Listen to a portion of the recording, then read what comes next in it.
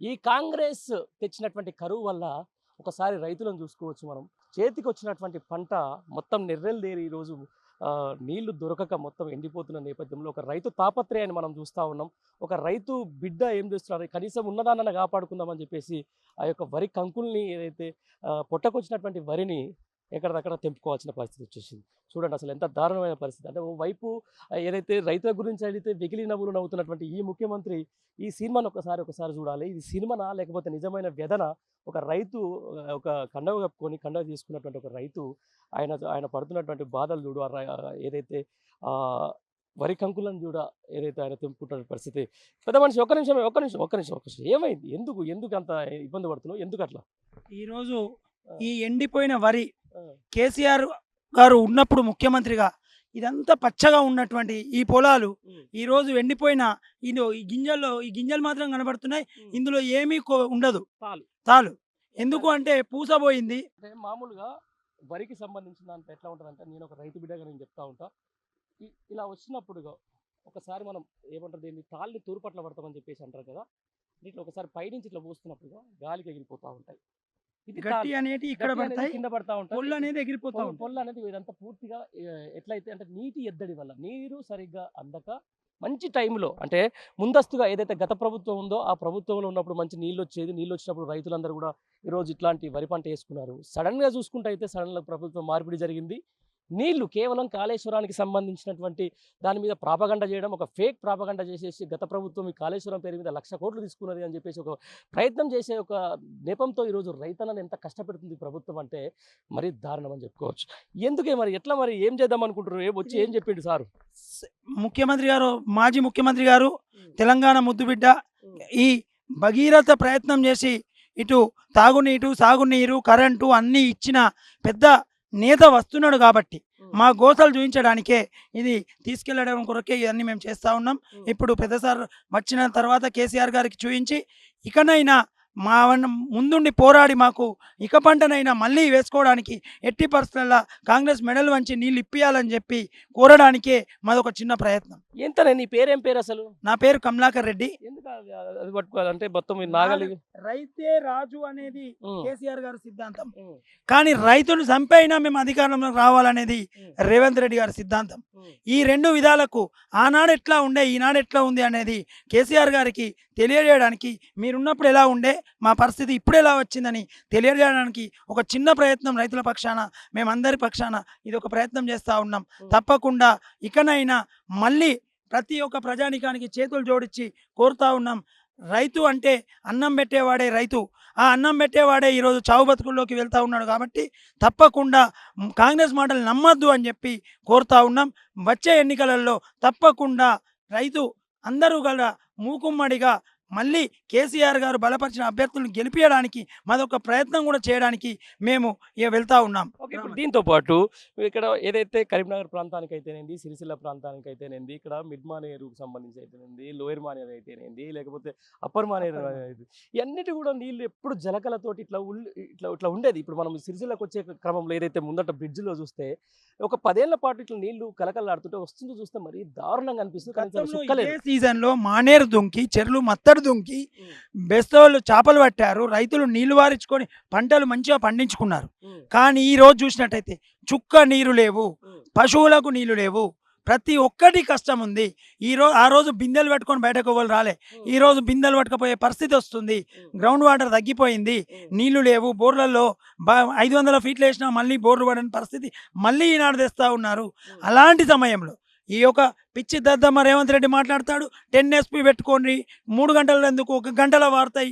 అసలు ఆయన వీడియోలో చూసినట్టయితే మాకు పొలమే లేదని ఒకసారి అంటాడు, మేము పెద్ద భూస్వాములమని ఒకసారి అంటాడు. పిచ్చి మాటలు తప్ప పూటకొక మాట మాట్లాడే దగాకోర్ రేవంత్ రెడ్డి తప్ప ఆయన చెప్పేది ఒకటి కాదు.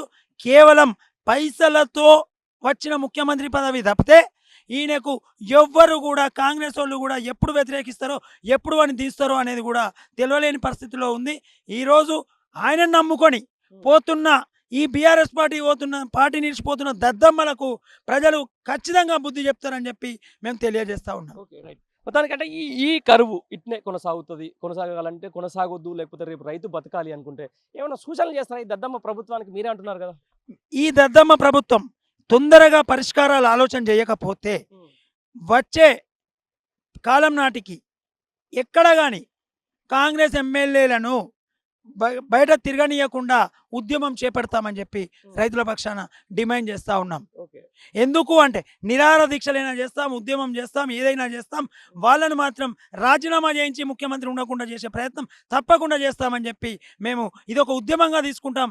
కాళ్ళు మొక్కైనా ప్రతి ఒక్క ప్రజలను కాళ్ళు మొక్కైనా మాకు సహకరించమని అడిగైనా మేము ఈ ఉద్యమాన్ని లేవటడానికి సిద్ధమవుతామని చెప్పి తెలియజేస్తా ఉన్నాం. ఎక్కడి నుంచి వచ్చేది ఈ నీళ్లు? మామూలు ఇదివరకు ఎక్కడి నుంచి, ఏ కాలం నుంచి వచ్చేది, ఇప్పుడు ఎందుకు ఏ కాలం నుంచి ఆగిపోయినవి? మనకు మిషన్ కాకతీయ ద్వారా వచ్చిన తర్వాత చెర్లన్నీ నిండడం, ఈ మానేరు చుట్టూ పరివార ప్రాంతంలో వాగుతుంటే ఈ బోర్లలో పైకి నీళ్లు ఊటలు రావడం, పక్క పొండనే వాగుపోతుంటే గ్రౌండ్ వాటర్ అన్నింటి పెరుగుతాయి. ఇక్కడికి కాలువల ద్వారా కాకుండా గ్రౌండ్ వాటర్ ద్వారా పెరిగి బాయిలలో ముంచుకున్న రోజులు మళ్ళీ కొద్ది ఏళ్ళ చూసాం. మొన్నటి వరకు బాయిలలో ముంచుకున్నారు ఊళ్ళలో, ఇప్పుడు మళ్ళీ ఎండిపోవడం జరిగింది. అంటే కేవలం ఈ నీరు బంద్ చేయడం వల్ల టోటల్గా పరోక్షంగా ప్రత్యక్షంగా అనేక రకాలుగా కుటుంబాలన్నీ కూడా కుంటునబడతా ఉన్నాయి. ఈ గ్రౌండ్ వాటర్ లేకపోవడం వల్ల ఇటు కూలీలకు కానీ ప్రతి రకంగా. ఎందుకంటే ఈరోజు వరి బాగుంటేనే రైతు కూలీలు బతుకుతారు, హమాలీలు బతుకుతారు. కానీ ఈరోజు చూసినట్టయితే రైతులు వారి పొలాన్ని బర్లకు మేపడం, ఎడ్లకు మేపడం, కాలబెట్టుకోవడం, మళ్ళీ పంట వేసుకోవాలంటే అది తీసేయాలి, అదొక ఖర్చు. కాబట్టి డబ్బులు లేని పరిస్థితుల్లో రైతు బంధు వల్లే రైతు బీమా ఉంటుందా ఉండదా తెలుస్తలేదు, టైం అయిపోతుంది, మళ్ళీ కట్టరా వాళ్ళు ఇంకా తెప్పడం లేదు. ప్రతి ఒక్కటి కేవలం వారి పబ్బం గడుపుకుంటూ కేసీఆర్ బదనాం చేయాలని చూస్తున్నారు. జరిగిన పొరపాటుకు రైతులందరూ కూడా దిద్దుకునే ప్రయత్నంలో ఉన్నారు. తప్పకుండా రాబోయే కాలం కేసీఆర్ మళ్ళీ వస్తాడు. తప్పకుండా కేసీఆర్ పెట్టిన మనుషులు మాత్రమే గెలుస్తారని చెప్పి మేము తెలియజేస్తాం. దాంతోపాటు మొత్తానికి ఈరోజు దాదాపు 200లకు పైగా రైతులు ఆత్మహత్య చేసుకున్నారు. కానీ ఆ విషయం మీద మనం ఒకసారి విలేకరులలో లేకపోతే వేరే ముఖ్యమంత్రి అయితే ఏమంటారు, చాలా వెహికల్ నవ్వులు ఎవరెవరు నిజంగా చచ్చిపోయిన నాకు ఒక లిస్ట్ ఏమని చెప్పేసి అంటారు. ఎట్లా చూడొచ్చు మరి? అది రైతులను హేళన చేసే పరిస్థితులలో రేవంత్ రెడ్డి ఉన్నాడు. ఈరోజు కేసీఆర్ గారు ప్రెస్ మీట్లో 200 మంది రైతులు చనిపోయినంటే లీస్ట్ ఇవ్వమని చెప్పారు. లీస్ట్ కూడా అనౌన్స్మెంట్ చేయడం జరిగింది.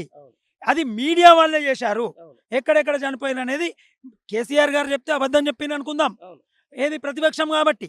కానీ మీడియా అనేది ఈరోజు ప్రజలకు ప్రభుత్వానికి అనుసంధానంగా ఉంటూ ప్రజలను మేలుకొలుపుతూ అన్యాయాలపై పోరాటం చేస్తున్న వాటిని తీస్తున్నటువంటి మీడియా చెప్పిన దాన్ని కూడా ఈరోజు నమ్మకపోతే ఇక నువ్వు ఎవరిని నమ్ముతావు? ఏం చేద్దాం అనుకుంటున్నావు? తెలంగాణ ఒక బంగారు లాంటి తెలంగాణను ఏం చేద్దాం అనుకుని వచ్చిండో కూడా తెలియలేని పరిస్థితి ఉంది. ఈరోజు మీడియా ఇచ్చిన లిస్టును కూడా అవమానపరుస్తున్నారు. కాబట్టి తప్పకుండా ఈ మీడియా అందరూ కూడా సహకరించి రైతులకు మేము చేసే ఉద్యమాలను మీరు కూడా ప్రజలలో అధికంగా తీసుకుపోవాలని చెప్పి కోరుతా ఉన్నాం. Okay, right. మొత్తానికి రాబోయే రోజుల్లో రైతాంగానికి చాలా కష్టమైన పరిస్థితి ఉందని చెప్పేసి అయితే ఒక 100 రోజుల్లోనే చెప్పేసింది ప్రభుత్వం. ఎట్లా చేయబోతున్నారు రేపు పొద్దున రైతులు? ఏ విధంగా ప్రభుత్వం మీద పోరాటం చేయబోతున్నారు? రేపు ధర్నా ఉంది మాది.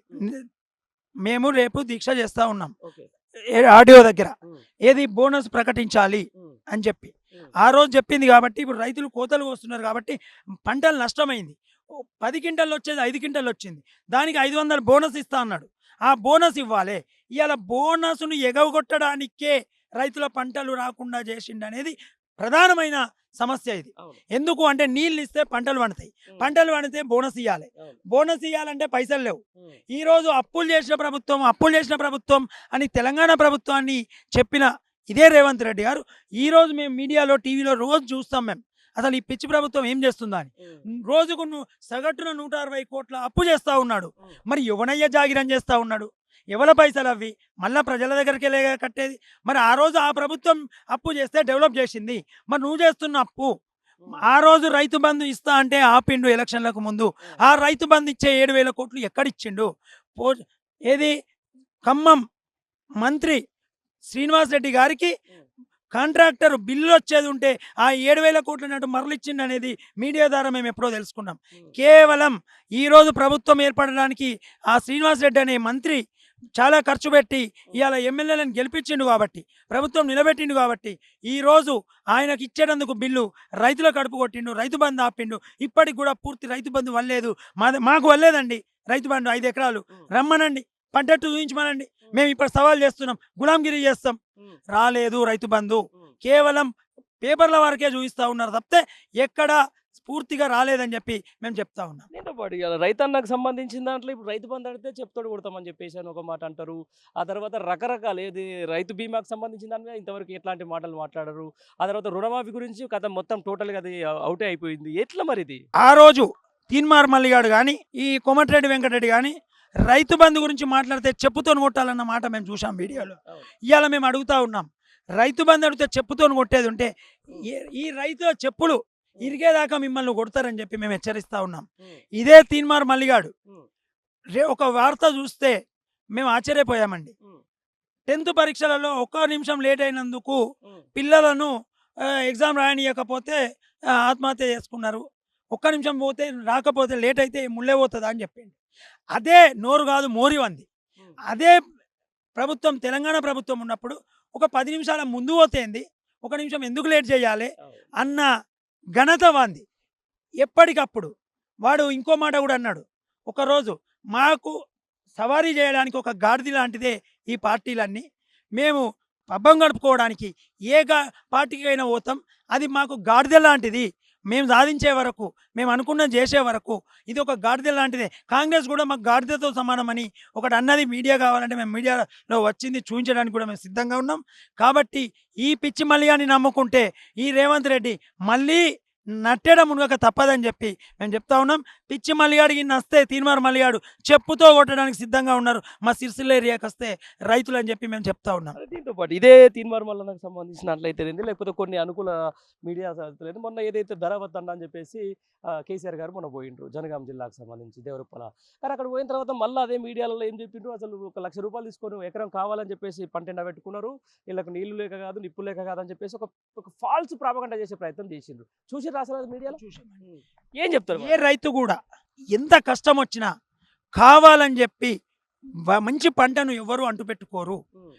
పెట్టుకుంటే అది అప్పటికే ఆ రైతుకు నష్టకాలానికే. అది ఏ రైతు కూడా పండించిన పంటను అంటు పెట్టుకోడు. నువ్వు ఎంత ఇచ్చినా కానీ అలా రూపాయి తక్కువ వచ్చినా నష్టం వచ్చినా కళ్ళకు అద్దుకొని అయ్యో నాకు గింతే బాగుంది అని అనుకునే రైతే తప్పితే ఏ రైతు కూడా సొంత పొలాన్ని అంటు పెట్టుకున్నట్టు కానీ వేరే పొలాలను పంట పొలాలను అంటు పెట్టుకున్నట్టు లేవు.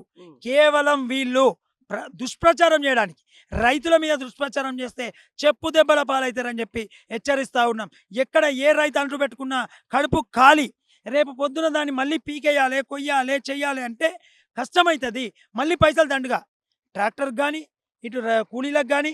కాబట్టి ఏం చెయ్యలేక ఆ పైసలన్నా మిగిలించుకుందామని చెప్పి ఈ వట్టి గడ్డిని అంటు పెడతా ఉన్నారు తప్పితే అందులో ఎలాంటి నిజాలు లేవు. తప్పకుండా చెప్పు దెబ్బల పాలవుతారు ఈ మాటలు మాట్లాడిన వాళ్ళని.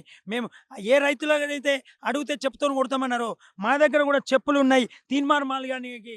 కానీ రైతులను చెప్పుతో కొట్టాలి అన్న ప్రతి ఒక్కరికి మేము కూడా చెప్పుతో కొట్టడానికి సిద్ధంగా ఉన్నామని తెలియజేస్తా ఉన్నాం. ఓకే, మొత్తానికి ఇది రాష్ట్ర రైతాంగం ప్రస్తుతం ఉన్నటువంటి ఒక ఆగ్రహ జ్వాలలో పరిస్థితి అనమాట. ఏదైతే చేతికి వచ్చినటువంటి పంట రేపో ఎల్లుండో కోసుకోవాల్సినటువంటి దగ్గరికి వచ్చిన సమయంలో ఈ రోజు ఈ దాష్టిక కాంగ్రెస్ ప్రభుత్వం వచ్చిన తర్వాత ఈ రాష్ట్రం ఏదైతే మార్పిడి జరిగిన తర్వాత ఇక్కడ వస్తున్నటువంటి రైతుల కష్టాలు మాత్రం దారుణంగా ఉన్నాయి. వారికి సరైన టైంకు నీటిని వదలకపోవడం, గత ప్రభుత్వం మీద ఏదైతే కట్టినటువంటి ఒక మహా ప్రాజెక్టులకు అది ఒక వేస్ట్ ప్రాజెక్టుగా చేసే క్రమంలో వాళ్ళు ఈరోజు దాన్ని ఎట్లా చేస్తున్నారు, దాన్ని ఏం చేస్తున్నారు, మొత్తం రైతులను మాత్రం ఈరోజు వాళ్ళ పంటలను ఎండబెడతా ఉన్నారు, వాళ్ళ యొక్క పంటలు మాత్రం పూర్తిగా నష్టపరిచే ప్రయత్నం చేస్తూ ఉన్నారు. కానీ ఈరోజు ఏదైతే ఎన్ని రోజులైనా కూడా నిజం దాస్తే దాగదు. ఈరోజు కేసీఆర్ గారు మళ్ళీ ఒకసారి బయటకు వచ్చి రైతు భరోసా పేరిట ఎండిపోయిన పంటల్ని పరిశీలిస్తున్న నేపథ్యంలో ఒకసారి ఆత్మ పరిశీలన స్టార్ట్ అయింది వాళ్ళలో. ఎప్పుడో ఒకసారి మళ్ళీ నీళ్లు వదిలే ప్రయత్నం చేస్తూ ఉన్నారు. ఆ నీళ్లు వదిలే ప్రయత్నం ఒక నెల రోజు ముందు చేసినా కూడా, లేకపోతే ఒక 15 రోజుల ముందు చేసినా కూడా ఈరోజు ఈరోజు ఈ పంట అంతా కూడా మనం చూస్తున్నటువంటి మొత్తం ఎండిపోయి కింద పడ్డటువంటి ఈ పంట ఈరోజు వాళ్ళకి బతికే పరిస్థితి, వాళ్ళకి రాళ్ళ వాన తర్వాత ఒక్కొక్క బాధ కాదు అంటే రాలిపోయిన దాన్ని అదొకటి మొత్తం నీటి లేక ఇదొకటి మొత్తం తాళ్ళుతోడైపోయి మొత్తము నెర్రెల్దేరి అసలు ఒక విధంగా చెప్పుకోవాలంటే చాలా హృదయ విదారకమైన పరిస్థితి అని చెప్పుకోవచ్చు. ఇది దారుణమైన పరిస్థితి ఈరోజు రైతాంగానికి. కింద చూసి మొన్న సడన్గా ఎప్పుడో పడ్డటువంటి వడగళ్ళ వాన కూడా ఒక విధంగా శరాఘాతంగా ఇటు ప్రకృతే కాదు దీంతో పాటు ప్రభుత్వం కూడా శరాఘాతంగా ఈ రైతు పడతా ఉంది. ఏదైతే గత 10 ఏళ్ల పాటు రైతు రారాజుగా ఉన్నటువంటి ఈ రాజ్యంలో లేకపోతే ఈ తెలంగాణ రాష్ట్రంలో మరొకసారి ఒక 20 ఏళ్ళ వెనక్కి తీసుకెళ్లిపోతా ఉంది ఈ కాంగ్రెస్ ప్రభుత్వం. వారిని ఎంత గోసపెట్టాలో అంత గోసపెడతా ఉంది. ఎక్కడైతే నీళ్ళు అందాల్సిన టైంలో వాళ్ళు చేసేది వేరే వేరే రాజకీయాలు చేసుకుంటూ ఈరోజు ఒక గ్రూప్ రాజకీయాలు చేసుకుంటూ ఈరోజు రైతులను మాత్రం ఎక్కడిదక్కడ వదిలిపెడతా ఉన్నారు.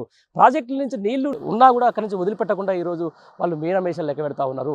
ఏదైతే కాళేశ్వరం నుంచి నీళ్ళు వదిలిపెడితే గతంలో ఉన్నటువంటి ప్రభుత్వానికి లేకపోతే సీఎం కేసీఆర్ గారికి మాజీ సీఎం అయినటువంటి కేసీఆర్ గారికి పేరు వస్తుందని చెప్పేసి ఒక కుటిల నీతితోటే ఈరోజు లేకపోతే వారి యొక్క కుతంత్రంతో ఈరోజు రైతుల పరిస్థితి ఈ విధంగా తీసుకొస్తారని చెప్పేసి రైతులు వాపోతున్న పరిస్థితి ఉంది.